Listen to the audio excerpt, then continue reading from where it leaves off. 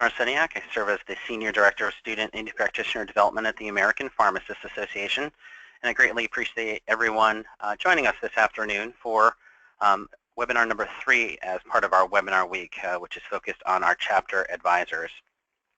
For those of you who are joining us for the first time with our GoToMeeting, it's actually pretty easy to use. You want to make sure that you have hopefully a quiet area where you can listen to us. But you have a couple different options to ask questions. If you'd like, we encourage you to use your telephone, but if you want to use your computer, microphone, as well as your speakers, please do that. However, make sure that you are monitoring your mute as you kind of go through here. But the telephone seems to work well when you're using your computer, your desktop there. We would love for you guys to ask as many questions as you would like during the webinar. Please utilize the questions function. That's in that right-hand toolbar there.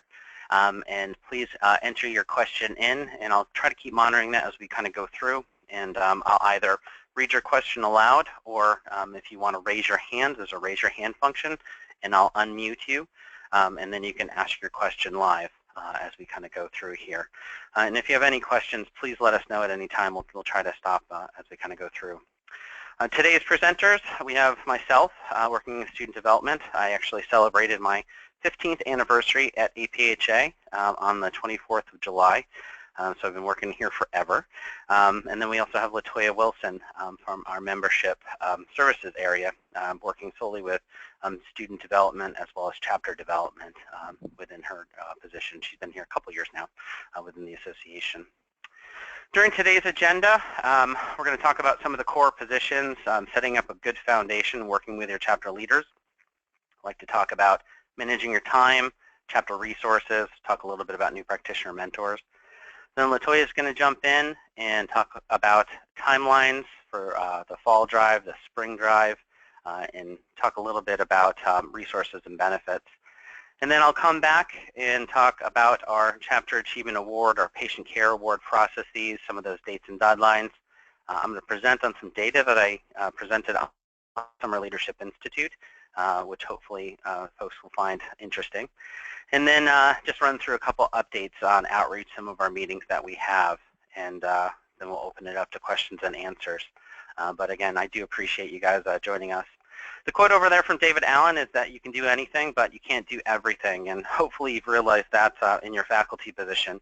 I find too often when I visit chapters on student outreach that we have chapter advisors out there that are working by themselves, and they're trying to help their students, but then they're trying to do way too much when it comes to some of the chapter activities, as well as all of the patient care project award processes that we have, and just trying to manage their full-time job as a faculty member as well. So hopefully we can talk a little bit about how to manage some of those expectations there. We're going to launch our first poll today. It's how many years have you guys served as a chapter advisor?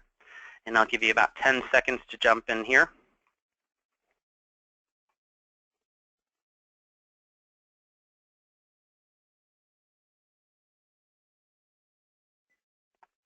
All right, 5 seconds.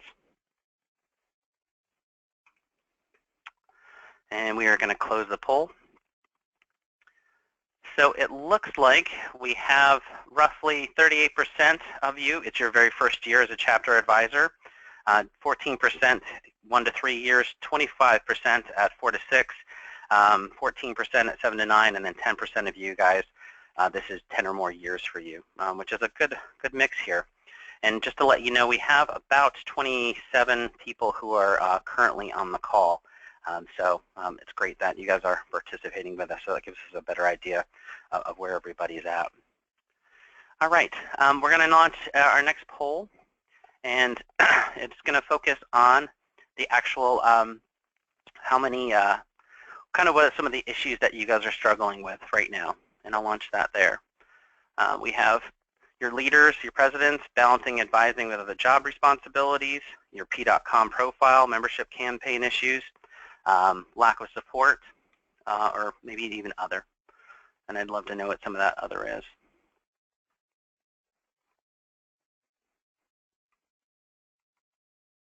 And I'll give you another 10 seconds there.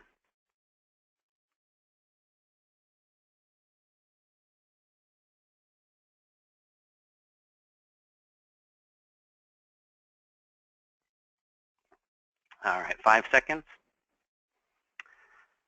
And then we're going to close. All right. So, looks like about 18% have said chapter president or leaders. 41%, which is probably the majority out of the responses we have there, is advising with other job responsibilities. We've got a lot fewer people having problems with their membership campaigns or pharmacist.com profile, so I know LaToya is excited over in APHA's office there. Lack of support, and then 27% for other. And for those 27% there, if you guys wouldn't mind typing in the question function of what that 27% is, I'd love to know. So we might be able to address that either as we go through or at the end to kind of help you out there. All right, so working with the chapter leaders. At the Summer Leadership Institute today, a couple weeks ago, we really talked about function and structure and how important it is to have a good chapter structure so that once you have everything in place, you've laid the foundation, that things should hopefully be a little bit more automatic. It's not that the work will be done for you, but you'll have the right pieces in place. And if you haven't already kind of gone through, we've got about 50, 55 chapters who still haven't let us know who your chapter leaders are on the administrative profile within pharmacist.com. So if you haven't done that yet, I'd highly encourage you to go do that, because your chapter leaders currently aren't receiving information, for such weeks like this, for webinar week. And we do have a webinar specific for every chapter leadership position. But you're looking at your president, making sure you have a good president-elect. Duties include liaison to not only the executive committee, but each of the classes, liaison to your dean's office, and kind of being the face of the organization. But we really want that president-elect to be your record keeper. Make sure that they're keeping those chapter achievement award report, those questionnaires that we have. It's a very brief little information and data that we ask at the end of each project, at the end of each meeting, at the end of each outreach. It's just quick data, quick statistics, as well as a 75-word synopsis of what happened at that event. We want the president-elect to do that because not only will they build a relationship with some of those student leaders and those committee leaders, but then also they've got a better understanding of what goes on throughout the chapter during the year, and hopefully then they can be able to be the person to write your chapter achievement award report at the end of the year. Your MVPs, obviously one of the most important positions this coming fall. We've seen a significant decline in the amount of students who are coming back after their first year to become members again for their second year, and then it falls even further down during the third year. So if you can work with your chapter MVP over the next couple of years here to focus on retention and how we can kind of go out and make sure that we're accessing the students and providing them with a good transparency of what goes on within the chapter, helping set good solid goals so that chapter members feel like they're involved in what goes on, and hopefully maybe we can implement either new or resurrect or continue to implement the good recognition programs for members within the chapter. I know there's a lot of schools that do some great things, but if we can somehow continue to make sure that we recognize people and get people involved, we'd love to have that, because we're just losing way too many members as we go through that second and third year. But making it fun with your social chair and professional affairs chair, we see those as positions within the membership vice president position, and making sure that what you're doing during your chapter meetings is fun and some of the events are fun. Fundraising, chair and meetings travel chair fall underneath the old treasurer, finance vice president. This is probably one of those areas where at least one of the chapter advisors, if not multiple advisors, need to really be a part of that comes to the finance there. But you've got your patient care vice president running all of those chair positions. One thing that we really talked about at Summer Leadership Institute is making sure that the students who are in those positions now know that the most important job is to find next year's leader. And I can't tell you how important it is to build a good transitions plan, as well as making sure that all the great projects and programs that are built now exist next year, because they have people to run those. Policy vice presidents will be meeting during tonight's webinar, talking about what policy development opportunities we have. We still have a bill up in Congress right now, which we're trying to pass. We've got unprecedented support from the House as well as the Senate. things are just a little bit stalling right now because it's an election year for president. So who knows? We'll see as we kind of go into the fall, but we'll let you guys know a little bit more about what's happening with our provider status bill. Communications Vice President, to me, is the second or third most important position that we have within our chapter, and creating a good, positive working relationship with that student would be ideal for a chapter advisor to do. Because this is the face of your organization. This is the students who are running your social media, and I've got some data and some statistics on the types of social media that chapters use. But how you're communicating not only to the public, but internally to the school, to the students, to the faculty, as well as to your administration. These are all important areas where chapter advisors really need to help be a mentor and help with the process. And then finally, your international vice presidents, advisors, and then I'll talk about new practitioner mentors in a minute. So managing times and resources. The big thing that was talked about during our annual meeting was please don't go at it alone. This year we implemented not only the primary advisor for the APhA ASP chapter, but now a co-advisor will be receiving the complimentary membership to the association. And I ran through our list the other day, and quite a few chapters have 2 advisors, but I encourage you, if you don't have a co-advisor, entice that other faculty member to get involved, or maybe they're already involved, but just make sure that they're getting their complimentary membership to the association. And if you're not getting that, then what I want you to do is contact Lynette Plowden and my staff, or you can send me an email and we'll make sure that they're set up there. We also want to make sure that you're utilizing new practitioner mentors. Last night we had a new practitioner mentor webinar that was recorded. It's available on pharmacist.com, and there was a lot of great information that was passed along there.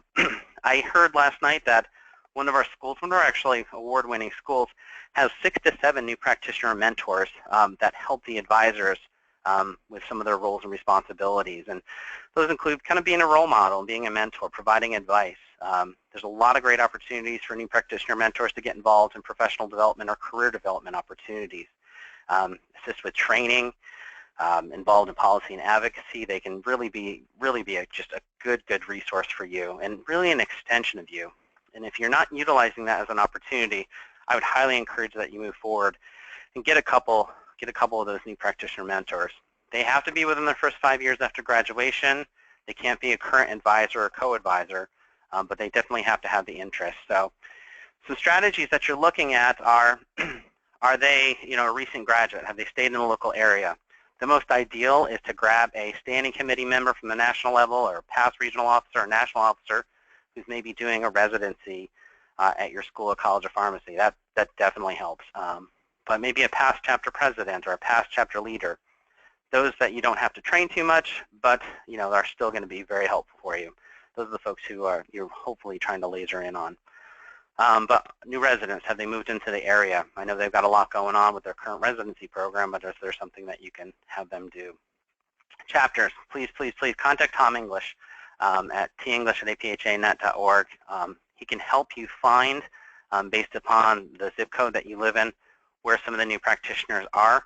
We want to try to keep them as local as possible, but it's really kind of up to you, and you participate in that process, and you let us know who you want. So number 2, one step at a time, set and manage expectations. This is probably the hardest thing for advisors, especially if you're brand new, is what are the expectations? And later on in the presentation, I'm going to kind of go through what the average number of patient care projects, the average number of meetings, the average number of outside external projects that are done, and then I'm also going to provide you with what some of the top 10% of the schools in each division are and how many projects they run. So, setting expectations and managing expectations really comes through in the planning process and working with your chapter leaders to make sure that they're not too overextended, that they're too overcommitted. Seems like this year, even more than the past couple of years, a lot of our chapter leaders have had to leave school due to academic issues. And this is something to really kind of be keyed in upon as chapter advisor, because you don't want to spend all that time training somebody and then have them leave at the end of the year simply due to academic issues. So encouraging chapter leaders not to overextend, but make sure that they can get done what they can. I always tell all chapters, we'd love to have you guys participate in as many patient care projects as you want to, but in order to be effective, if you can only do one, do it really well. and then build upon that as you continue to build those core positions and extend your membership and your leadership. Share and review the previous chapter reports to evaluate the effectiveness of projects. And one of the big reasons why we have our Chapter Achievement Award process is so that you guys can document, and then you can build your goals and objectives based upon how well you did the previous year. So making sure that you're in tune to what those Chapter Achievement Award reports were, go through all the data, go through all the information, and use that as your building block as you go through in your planning here. Especially for this new chapter advisors. Please, please, please try to access those as soon as possible. Read through them to see what your chapter did last year so you have a better understanding.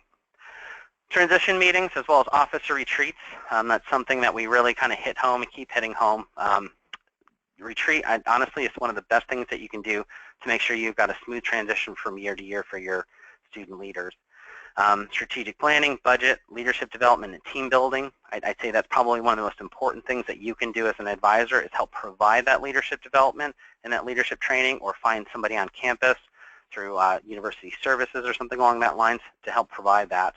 But it's really an opportunity to get everybody together, to have everybody really focused, develop your goals, develop your budget, and see where you kind of want to go through. And we talked a lot about it, and I've got a whole other presentation that's posted in our Dropbox about retreats, but we have a spring one where it's kind of an incoming, outgoing officer meeting.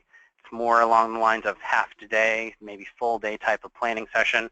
Coming back here in August, it's a little bit shorter, maybe a couple hours, where you have an update on what's been done over the summer in regards to planning, and this is where you then also start looking at course curriculum, some of the syllabus, and when some of the class schedules are, when some of the tests are, and how you can kind of plan around that. This is also a good time now to start planning your fall membership drive, start some of your fundraisers, as well as kind of what you're going to do for for MRM coming up. And then that winter retreat in that December, January timeframe is really your kind of assessment as to, where have we been, what can we do, what's realistic that we get done during this final semester. And a lot of these are really based upon the traditional four-year programs. More than 80% of all of our chapters are those traditional four-year programs. So kind of adjust your timeline if you're on a three-year or a different type of schedule. And then finally is reach out. Attend annual meetings if you can. It's a good opportunity to not only see some of the excitement, see what other chapters are doing, but it's a time for you to kind of network and relax with some other advisors and find out what they're doing. MRMs, we get fewer advisors come to, and we've kind of taken back a little bit more of the advisor programming that but we'd love for you to come to MRM if you have the opportunity to, especially if you're a newer advisor, to kind of really see that excitement as well as what the students are doing on our campuses. Encouraging chapter members to network and share ideas, connect with other advisors. We'll be sending out fairly soon the list of all of the advisors in your region with the contact information so that you can ask some questions. And then finally, student development staff. Hopefully you don't think that if you're calling us, you're bothering us. You're the reason why we're here. That's our job, and we love, love, love talking to advisors. So if you've got IRS issues, tax issues, it seems like a lot of calls lately have been related to umbrella organizations as well as student communication, discipline issues. It just seems like it's the season for that right now. But we would love to help work through some of the problems or the issues that you're having. And chances are we've probably experienced it or seen it already. So we'd love, love, love to help you out with that process there. So, all right, enough of me talking here. I'm going to launch a couple more polls as we go into LaToya's section here. But our next poll question is, do you feel comfortable with logging in and utilizing your chapter advisor administrative account? And the poll is open.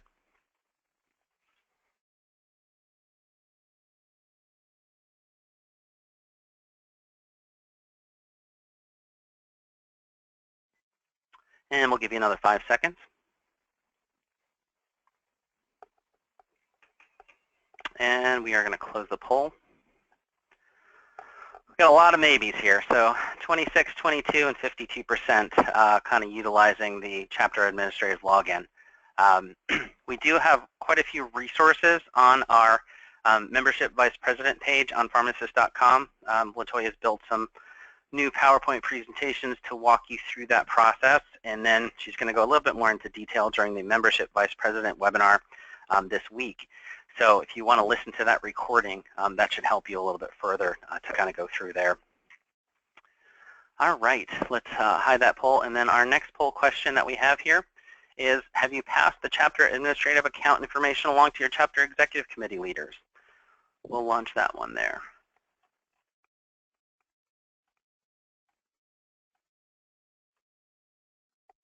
All right, give you about 10 seconds.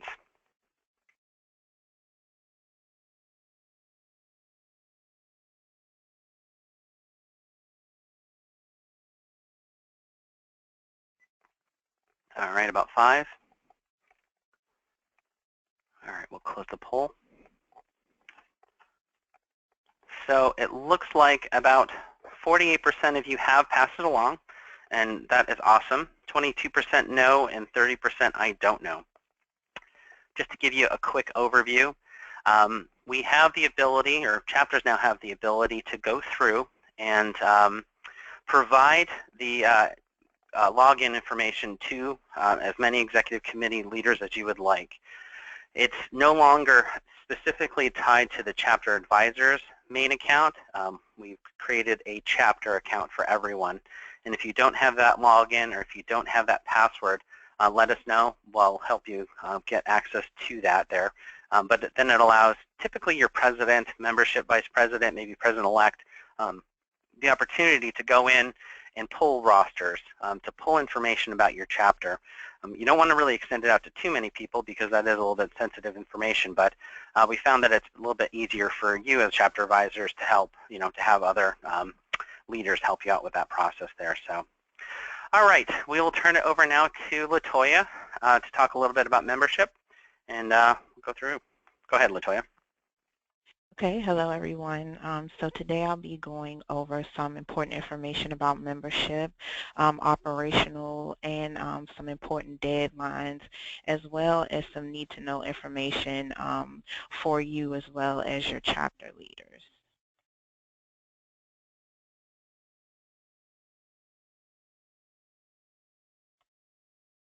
So first I wanted to go over the membership timeline. In the fall drive boxes are mailed.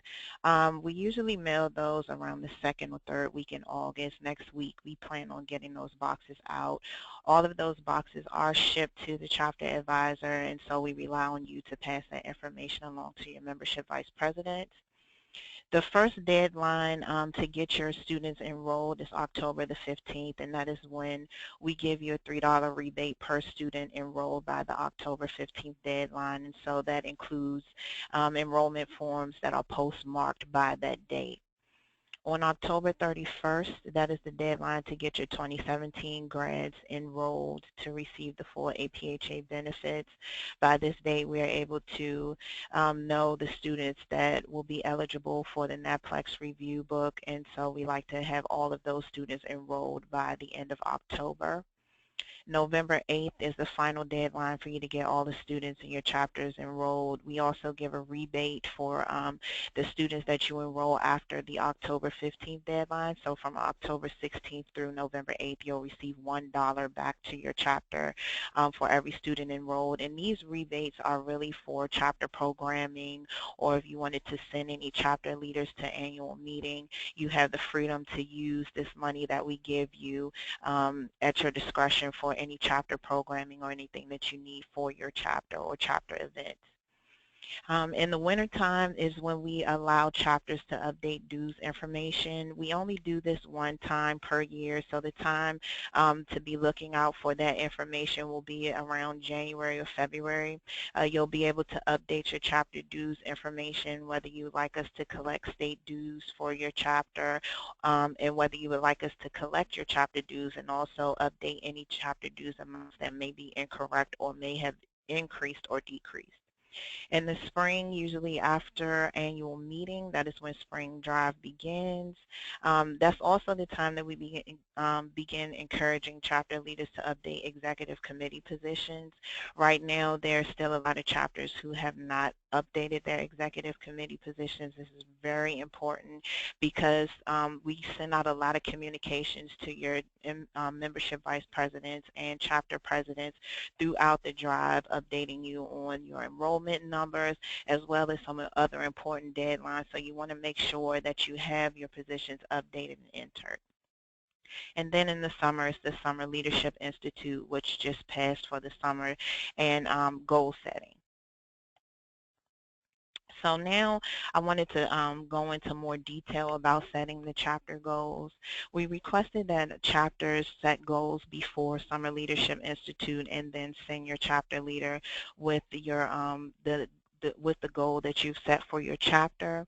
Some chapters did submit this information. I thank you for submitting those numbers, and then some chapters didn't. It's not too late for you to submit your chapter goals. Some more detailed information probably next week on instructions how to get those goals over to me. It's really important because it helps the chapters to have momentum on pushing forward to reach these goals and getting as many students in your chapter enrolled as possible during the drives. On your chapter administrator account, which I'll talk about a little later in the presentation, we give you a chapter performance overview, trends. So there's a trend report that shows what your chapter has done over the years as far as enrollment, and you'll be able to use this trend report to set a realistic goal for your chapter.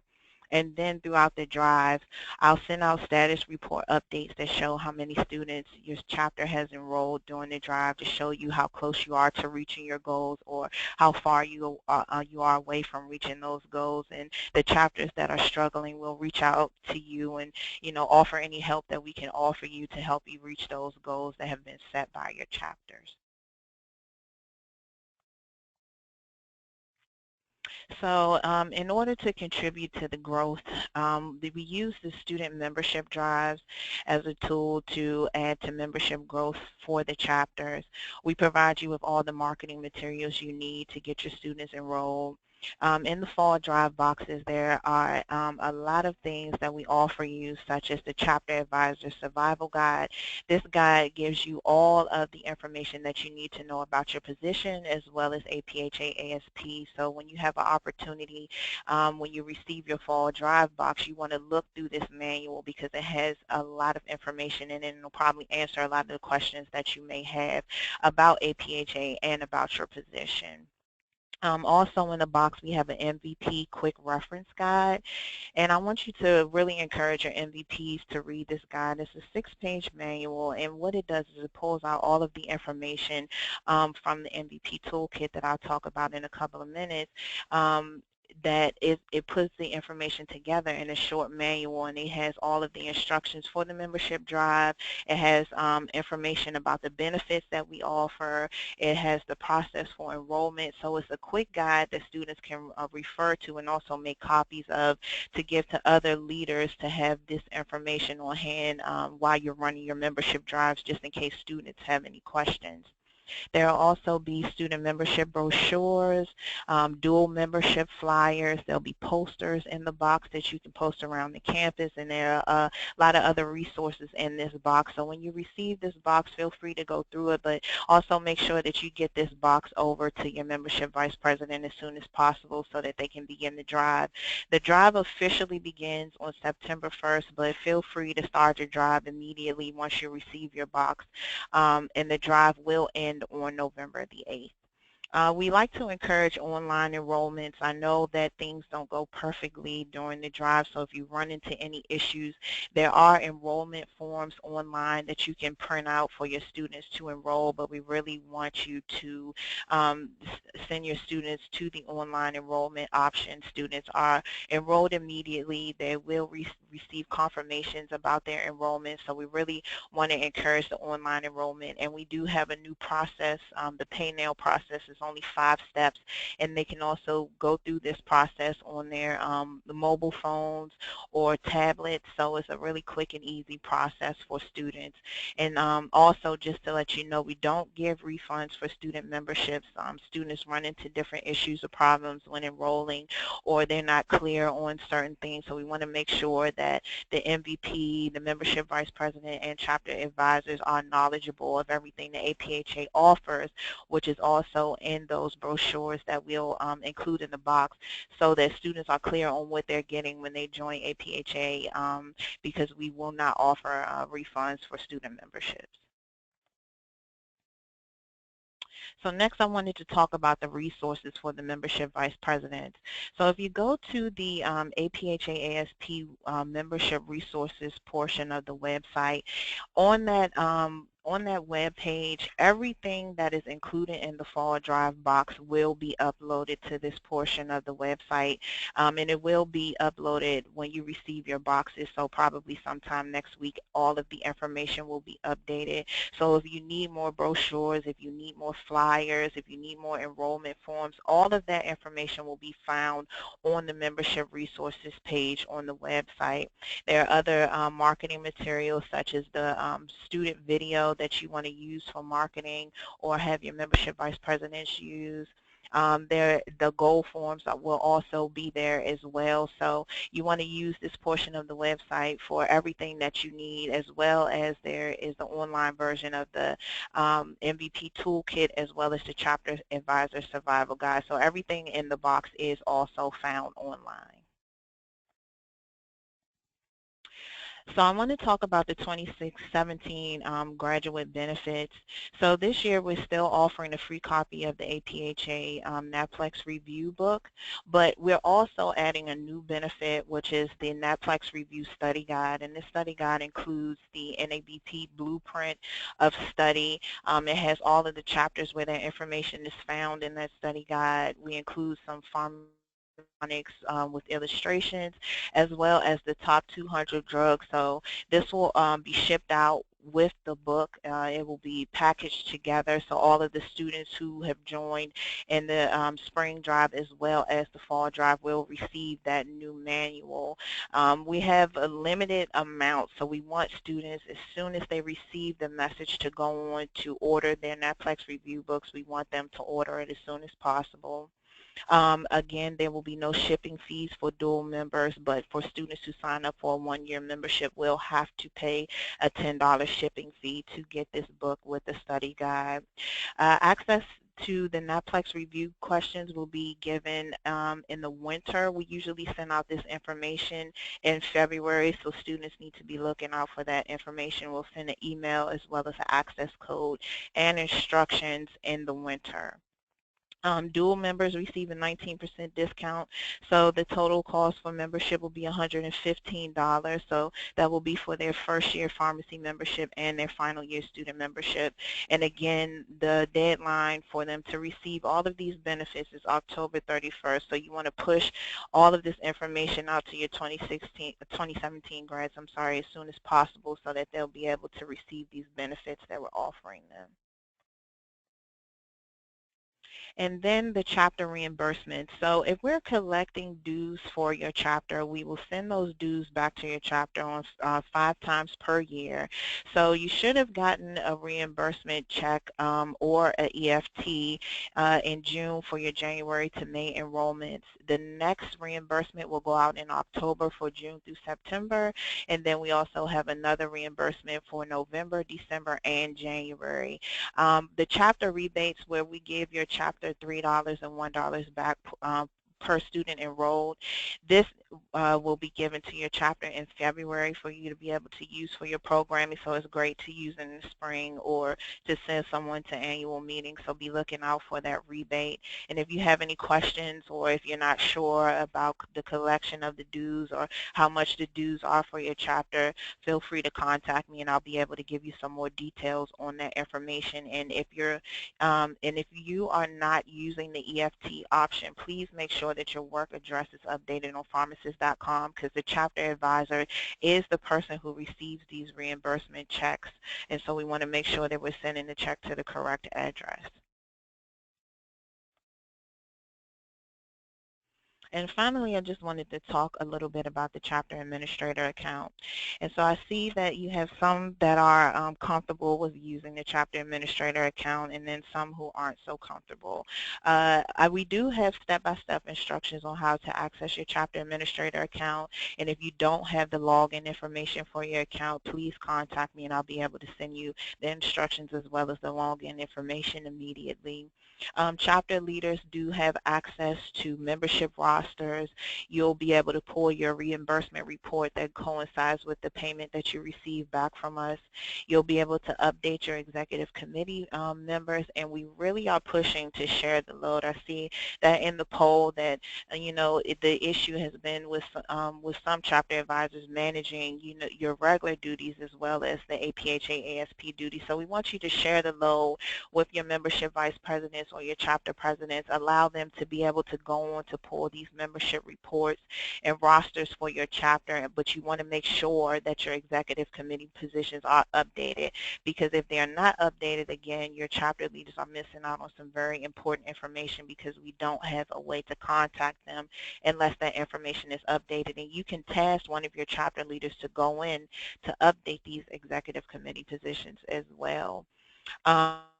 And the membership rosters, you want to keep track of those. When students join through the drive, you'll be able to see that updated information on those rosters. If someone is missing or someone's information is listed incorrectly, you'll also be able to catch that on your membership rosters.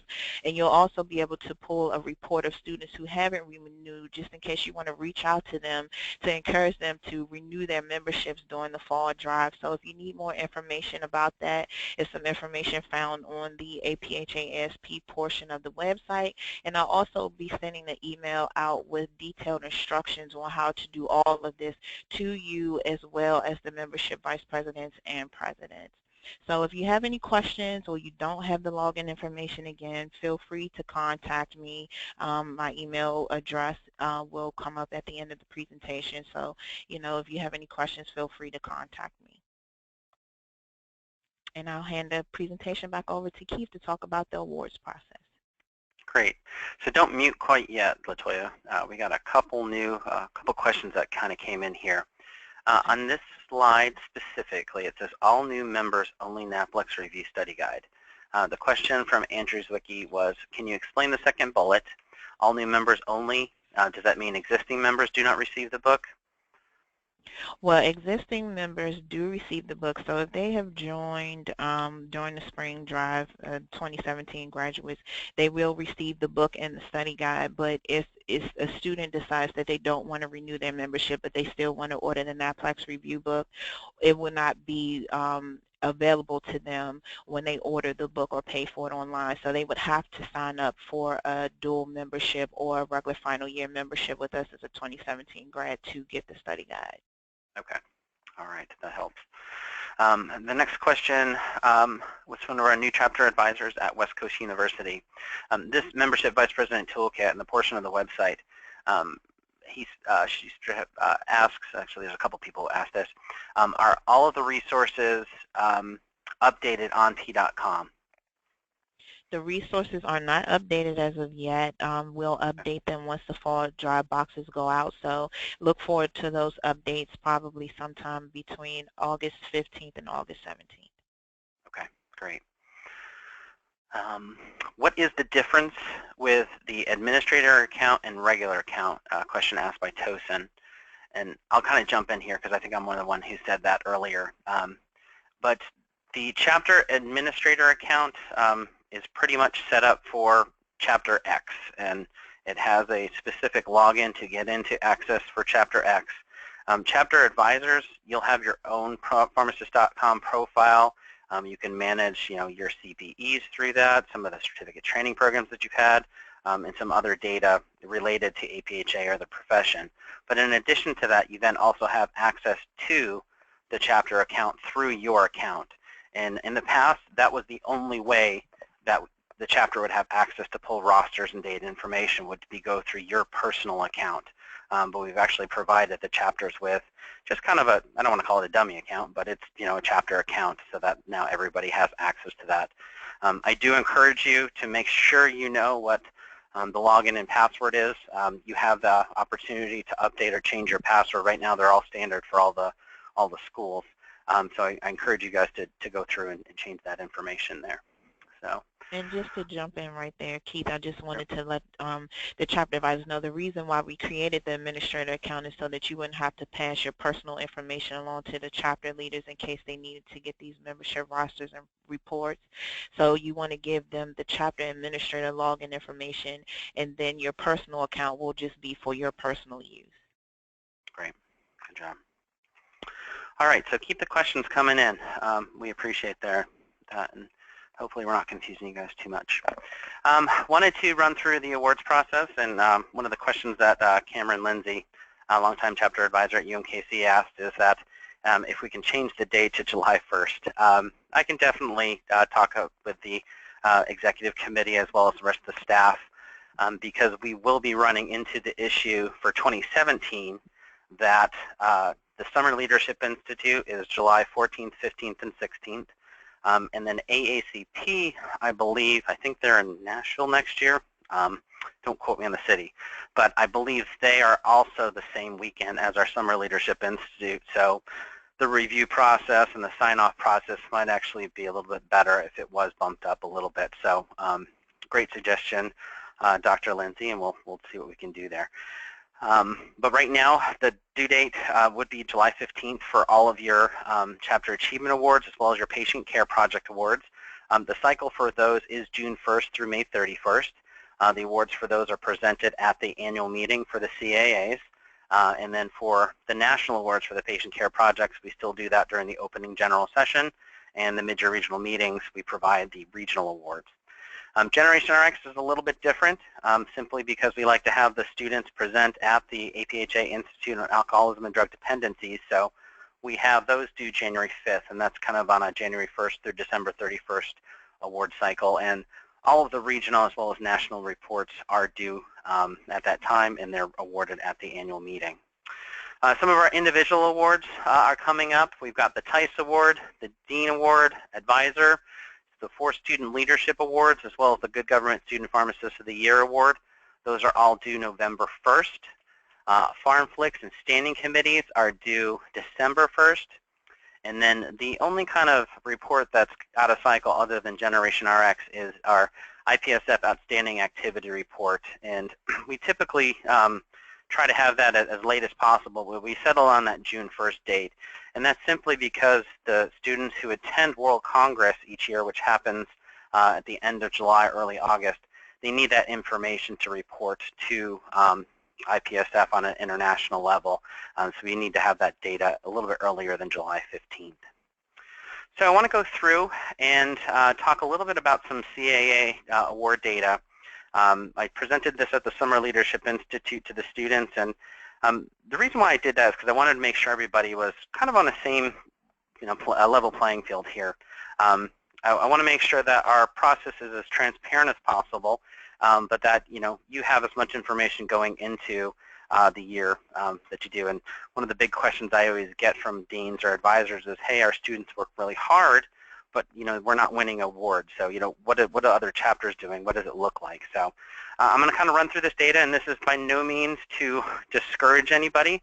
I'm just presenting the numbers, and I'd be happy to answer any questions afterwards about it.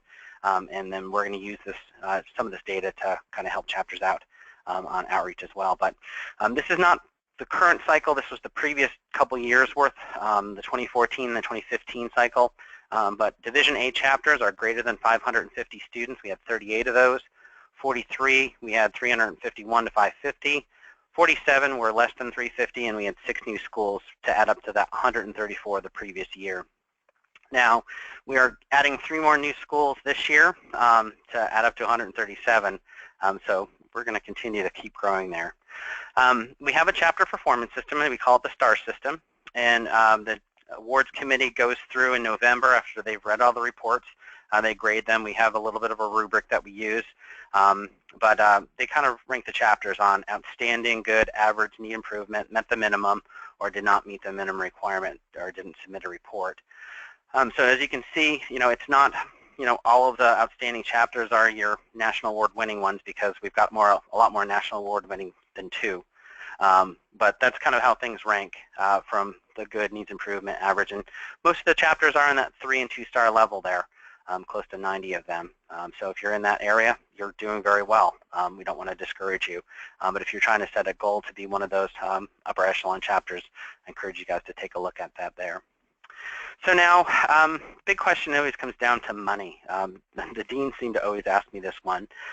So if we still use that Division A, Division AA, and the Division AAA kind of categories there, as you'll see, the vast majority of schools have anywhere from $0 to about $10,000 in their annual budget. And all of this data is reported directly to us through the Chapter Achievement Award reports.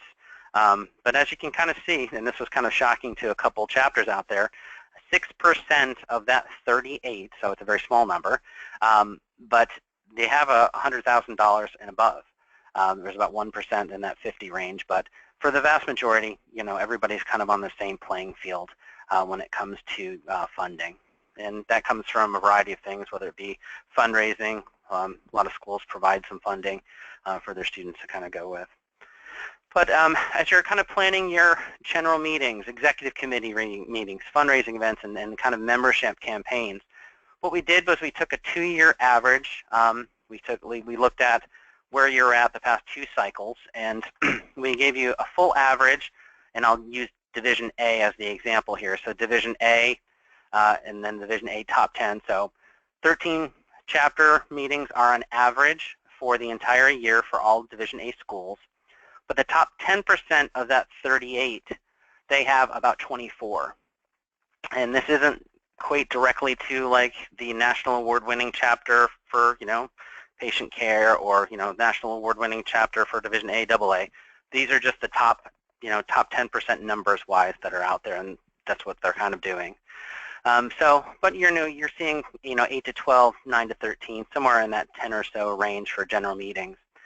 Executive committee meetings, the upper or the higher level performing chapters are having about a little over 20 compared to the averages of about 11 to 13 there. Fundraisers, as you can see, kind of goes up a little bit, and then membership campaigns, you're seeing 4 to 3 kind of going throughout the year there. As we kind of move on to advocacy, annual meeting, and policy and legislative, you're seeing the same trends with about 10 kind of boosting up to the mid-20s when it comes to some of the events that are being done by some of those chapters. Goes down a little bit for American Pharmacist Month, and policy and legislative is kind of in the middle of those two. But if you're trying to really be that chapter award-winning school for policy and legislative activities, you're looking at some schools that are, in the top 10%. The average of the top 10% are doing about 22 events there. Community service. And then patient care, and this one's kind of a shocker here. The average number of A, AA, and then AAA is 5241 on average, but you see the huge boost there when it kind of goes up for the top 10% average up to 122 events. It's surprising, and I'll tell advisors this, that again, we want you to work, we want you to focus within your means, and not all the schools that do the most number of events win. And a good example is that the University of Montana. It's a very small school in a very rural area.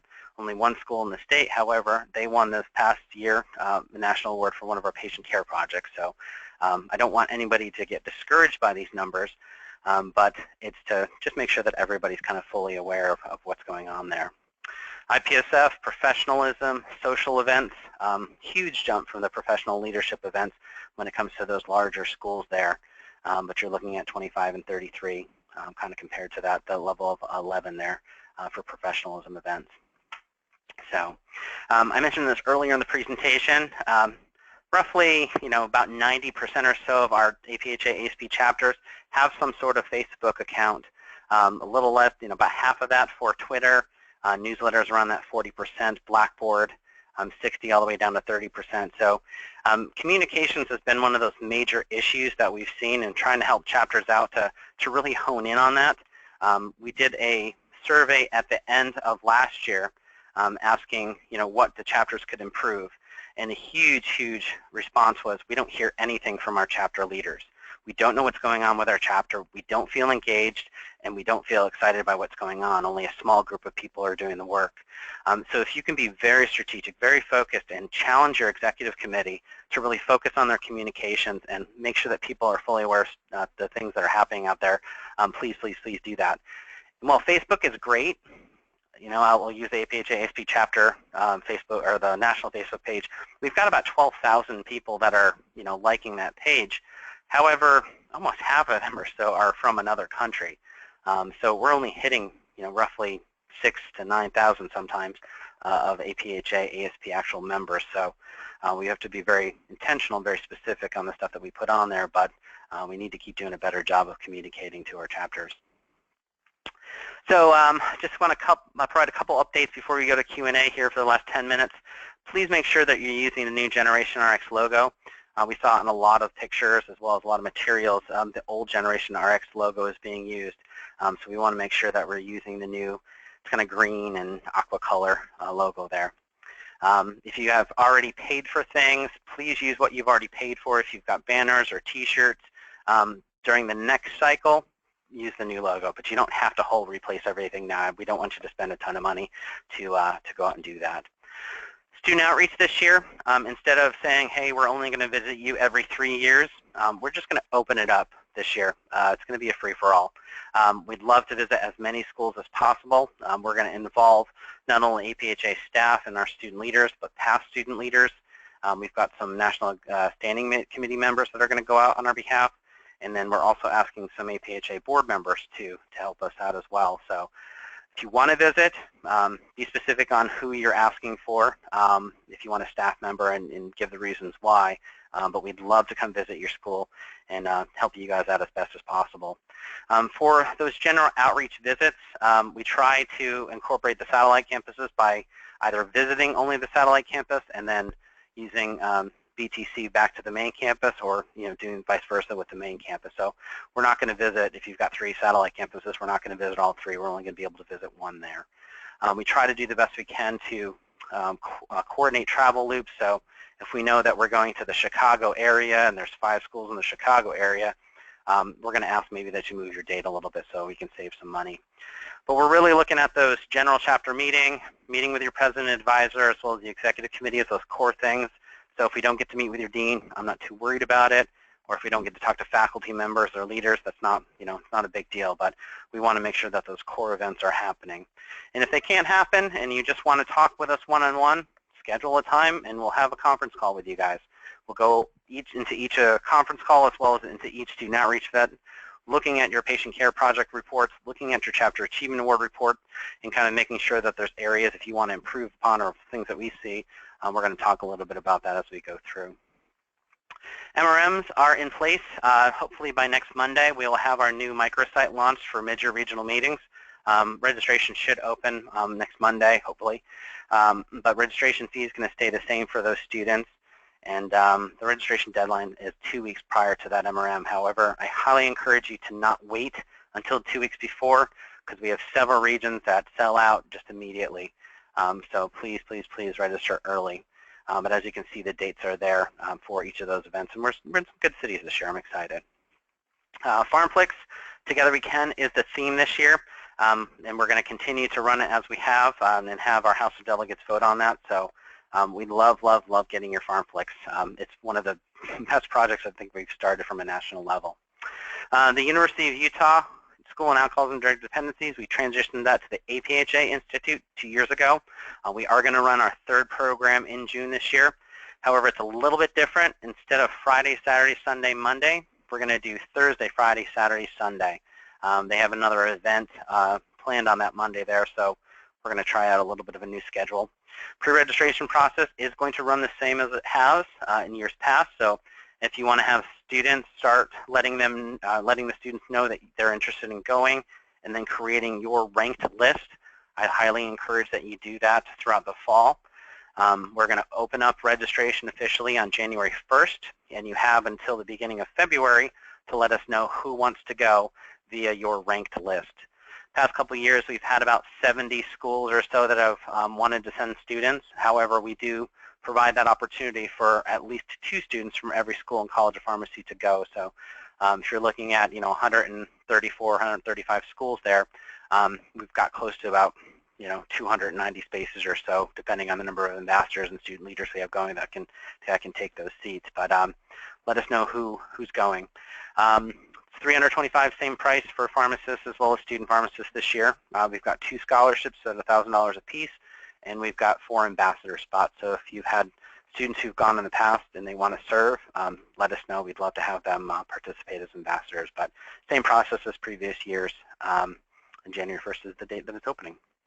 As I mentioned earlier, Summer Leadership Institute is July 14th, 15th, and 16th. This year was awesome. We had 1 school represented, or every school was represented. 1 student at least from every school came, so it worked out real well. But stay connected with us. Here's our contact info. My information's up there. Candace Allar on my staff, she's now the kind of go-to for chapter-related issues as opposed to Crystal. Crystal's transitioning over a little bit more to some new practitioner projects and programming, but LaToya's information's up there.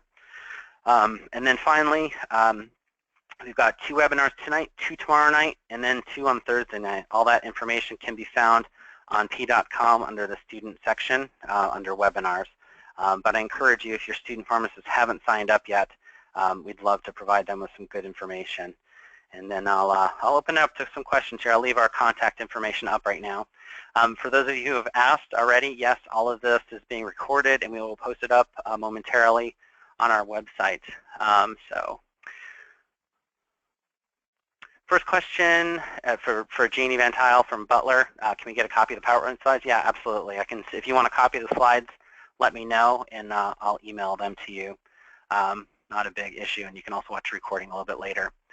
Other questions relate to recommended process for collecting and organizing data after an event, i.e. patient care projects chapter meeting. That's from Heath Ford.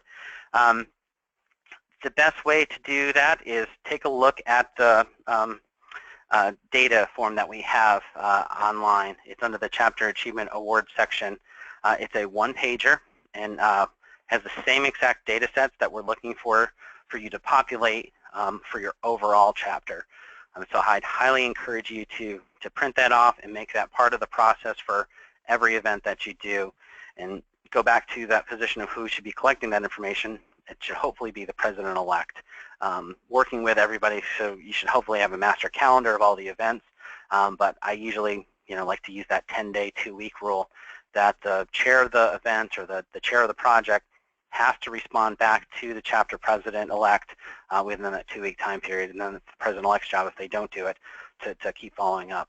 But you can use a Google Drive to get it done. You can create your own form online through a form site or SurveyMonkey and have your chapter, just input information and then download that into a spreadsheet. That seems like it's pretty easy for the chapter leaders to do. But there's a lot of methods that seem to work. Blackboard sites, some of those have that technology as well. So that'd be my recommendation, Heath, on that. A couple questions related to administrator account information. Please contact LaToya.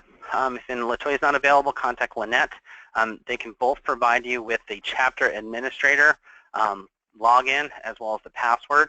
So if you'd like to get that info, please contact them. They'd be able to do that. And then if you have a satellite campus or another site that you want to have that information, it does take a little bit of time in the back end to get that set up. But after a week or so, once our IT department has that opportunity, they'll be able to set up your satellite site to get that done there. All right. I think that's kind of it for some of the questions that we've had here. If anybody else has any further questions and you want to raise your hand, please feel free to do so. We've got a couple minutes. Actually, it's 1 o'clock already, so. But I'll stay on the line here for a couple minutes if you guys want to head out. But thank you so much for attending this. I know we kind of ran through some information fast, but I truly appreciate everything that you do on the chapter level, not only for the rest of the faculty, but the students.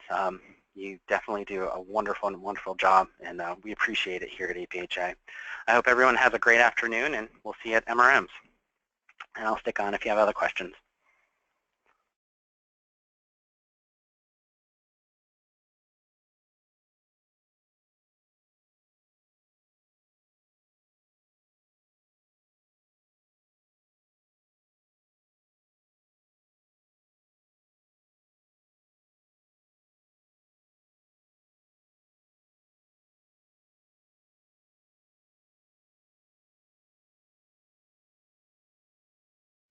So Angela, I just unmuted you here. I don't know if you have your phone.